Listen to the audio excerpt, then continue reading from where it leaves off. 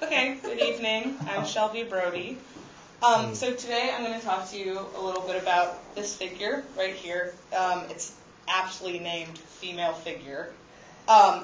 It's Greek. It's from the Cycladic Islands, probably from the island of Keros, and it's old. It's from between 2600 and 2500 BCE. So it's actually considerably older than most of the poetry we studied this year in Latin lyric, but I will connect it later in my presentation. So I'm just going to run down the figure pretty, quick overview. So I think the first thing you notice is the figure's face, and what's most obvious about the figure's face is the lack of eyes and the lack of mouth. There's no expression there's no expression, but there's also nothing that would sort of make it distinctly feminine in any way.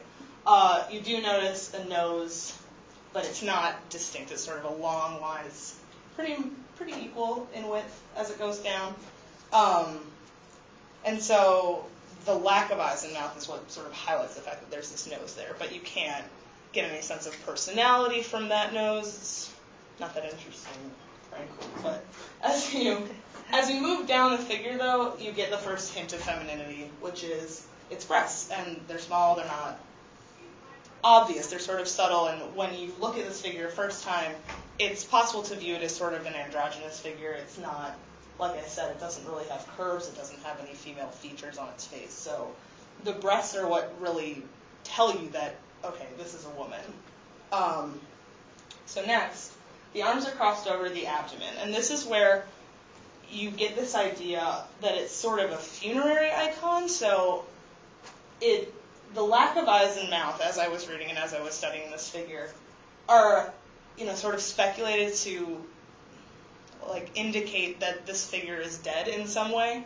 And similarly, with the way that its arms are crossed over its abdomen, it's, lying back, it's dead. It's not living, it's not posing in any way.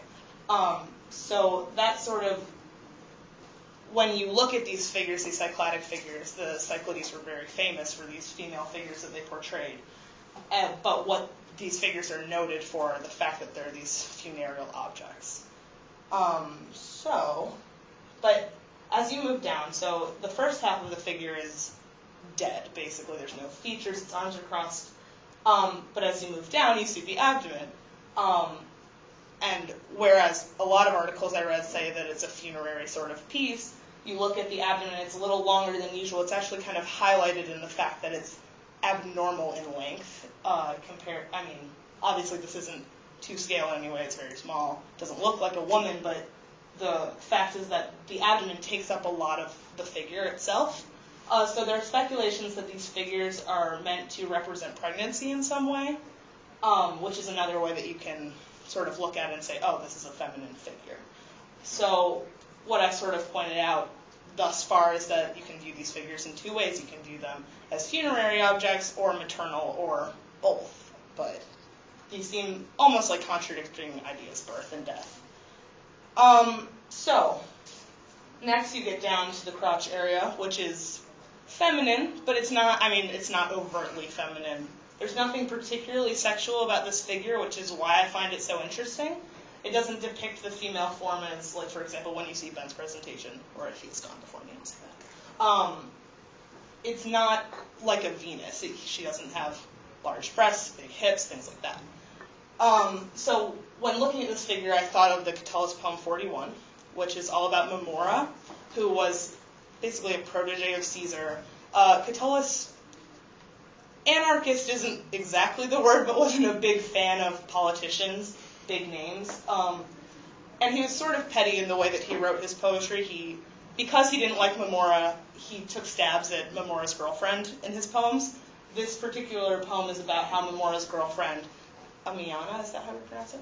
Ammiana is a prostitute, basically, and how she charges more than she's worth. It's, frankly, a pretty grotesque poem. There's a line, Ammiana quella de fututa, totum milia me decem proposcit. I'm not going to translate it grossly. And essentially this translates to Ammiana.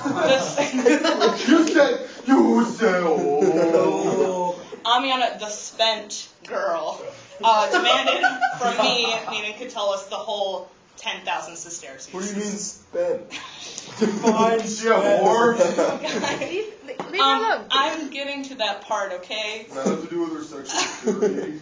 No, you're so mean. Okay, so basically, this sort of frank discussion of sex and prostitution are things that I think you hear about more with ancient Greece, but when you look at Rome and you look at ancient figures like this, you're not thinking of them as sort of inherently sexual, the way that when you see women portrayed in the media now, for example, they are using sex to sell things in advertisements, in films, in commercials, things like this. So that's what really interests me about this piece, is that you can view it through the maternal lens, through the funerary lens, but you can also view it through the sexual lens. It is still a woman. And I think that that is very interesting. Let's see, what else did I say?